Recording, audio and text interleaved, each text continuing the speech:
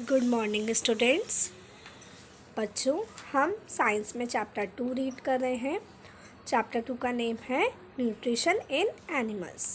तो इससे previous class में मैंने आपको डाइजेस्टिव सिस्टम के बारे में बताया था कि आखिर किस तरीके से या कौन कौन से पार्ट्स हैं जो डाइजेस्टिव सिस्टम में होते हैं। ठीक है, चलिए अब आगे बढ़ते हैं हम। Now let us what happens to the food in different parts of digestive tract. अब हम ये देखते हैं कि आखिर जो डाइजेस्टिव ट्रैक्ट के डिफरेंट पार्ट्स हैं, जैसे माउथ, बकल कैविटी, फिर after then oesophagus, stomach, small intestine, large intestine, rectum, anus, तो इन सब में खाने का क्या होता है, ठीक है, ये पढ़ेंगे हम। The mouth and buccal cavity. तो सबसे पहले हम पढ़ेंगे माउथ के बारे में और बकल कैविटी के बारे में।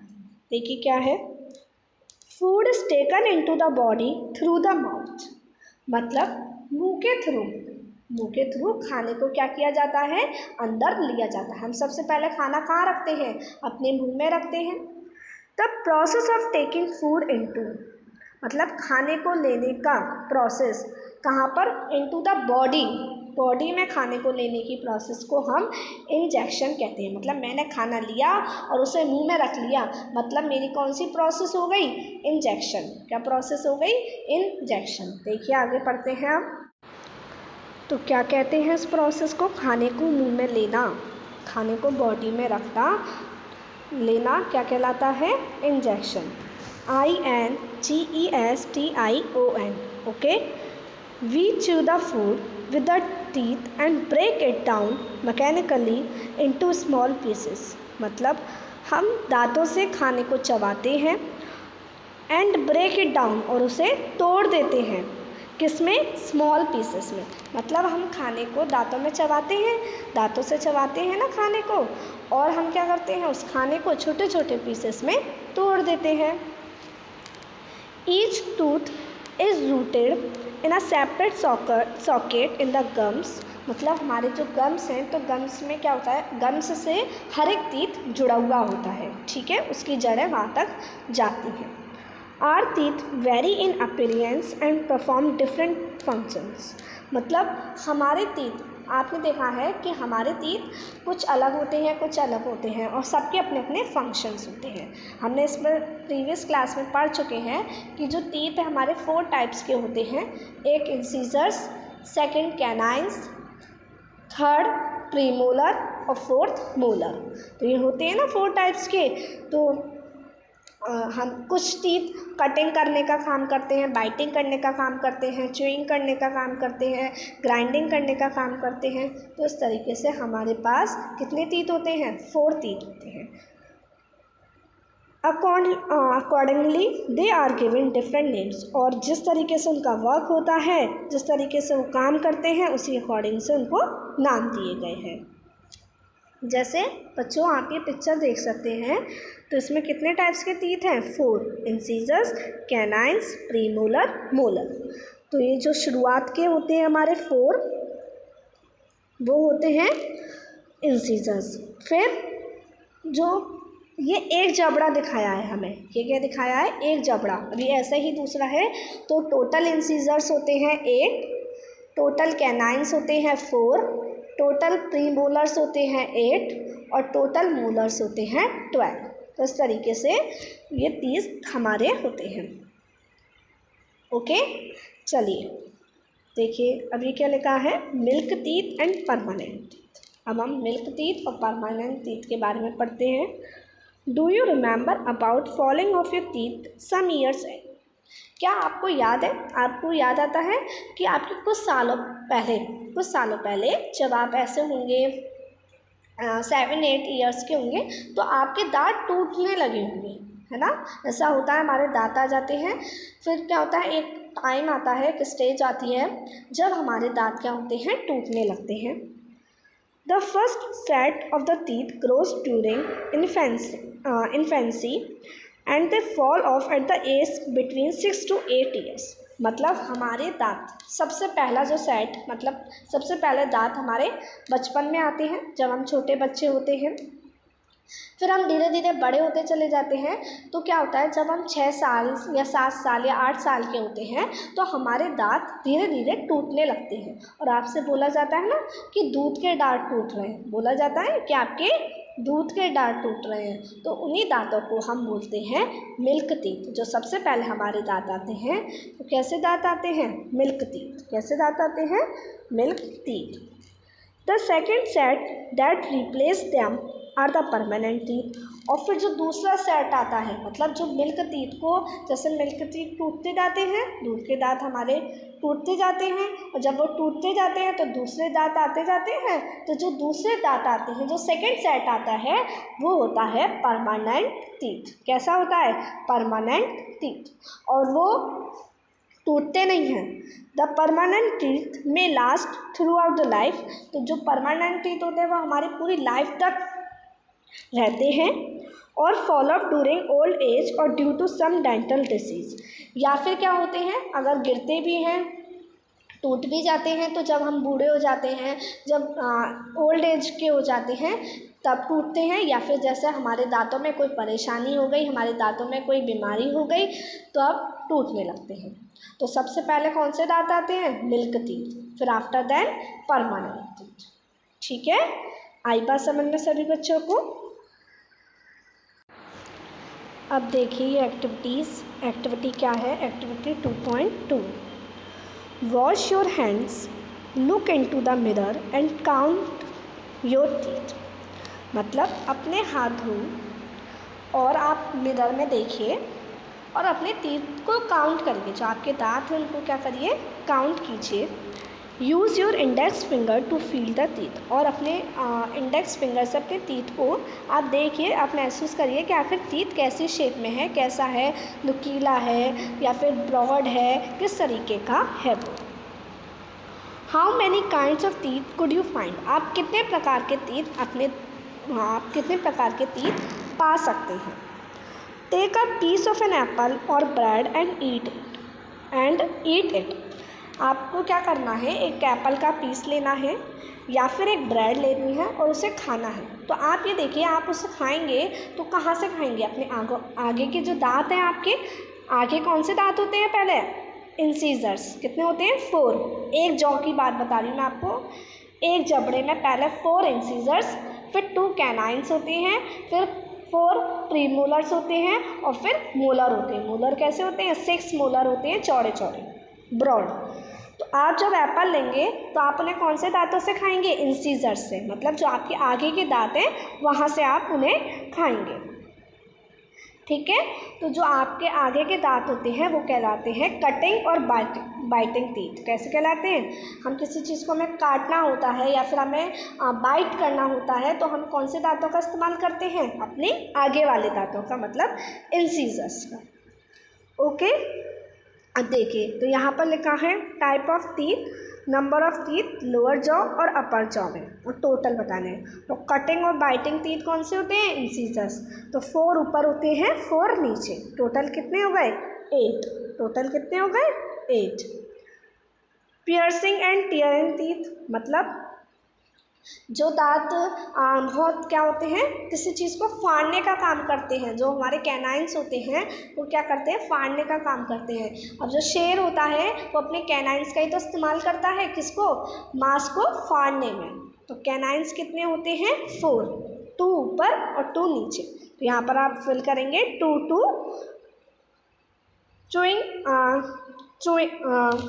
चूइंग एंड ग्राइंडिंग टीथ, मतलब चबाने वाले और पीसने वाले दांतों को हम क्या कहते हैं? मोलर और प्रीमोलर। ठीक है, ये क्या करते हैं? खाने को चबाने का काम करते हैं, खाने को पीसने का काम करते हैं।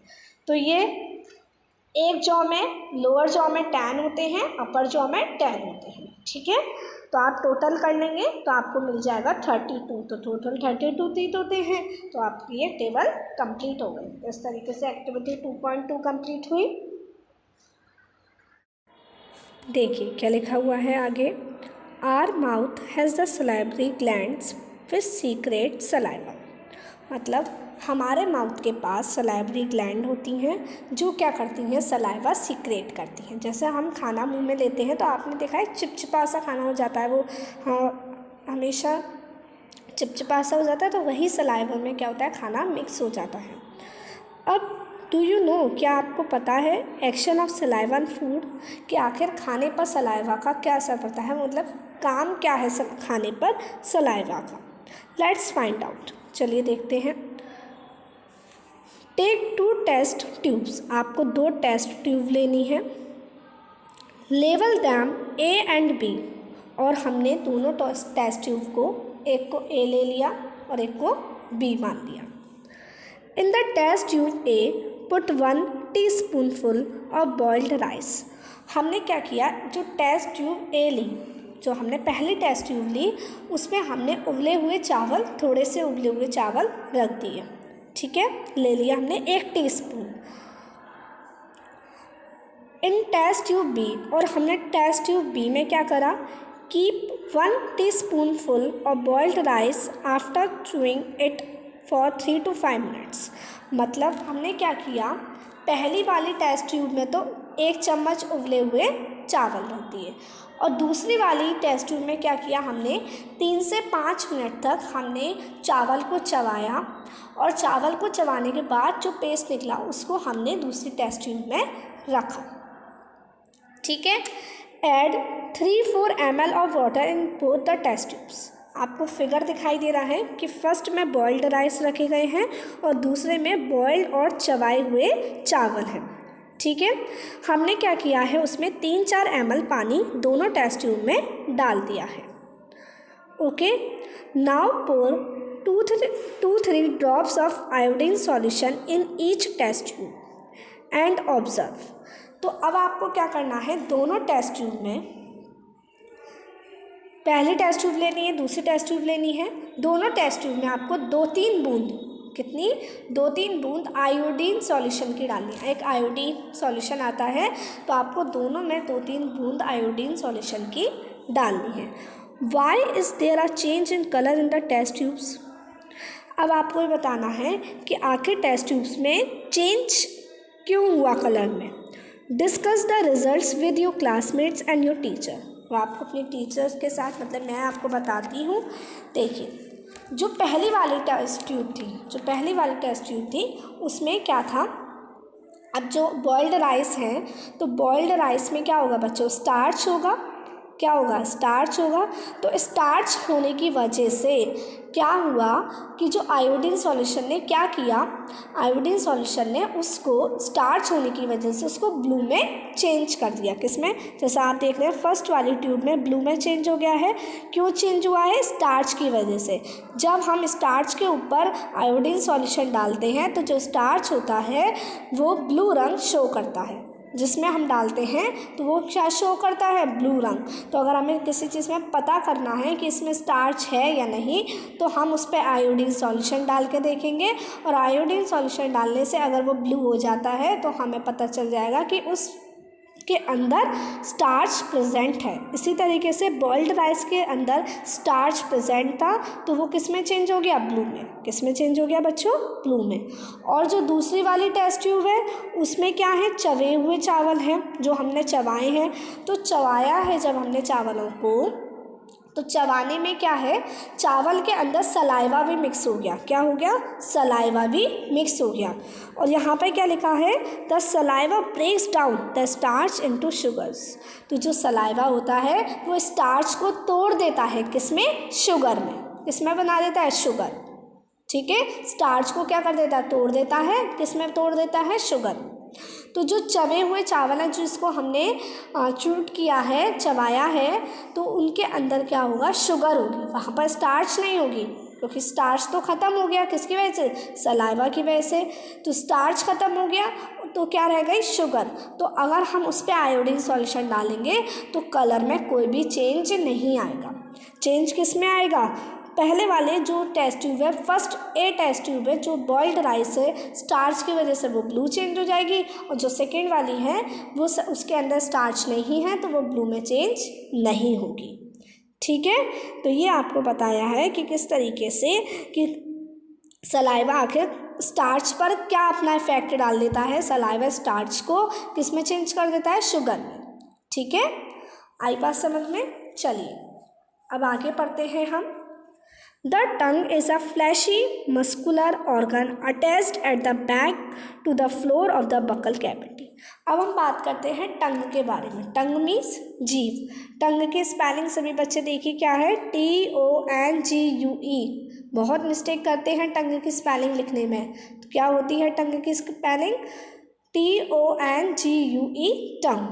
ठीक है, टंग क्या है, एक फ्लैशी मस्कुलर ऑर्गन है, फ्लैशी मस्कुलर ऑर्गन है जो हमारे जैसे जो बकल कैविटी होती है ना, तो बकल कैविटी के पीछे, बकल कैविटी से पीछे वाली साइड से, बैक साइड से क्या जुड़ी होती है, हमारी टंग।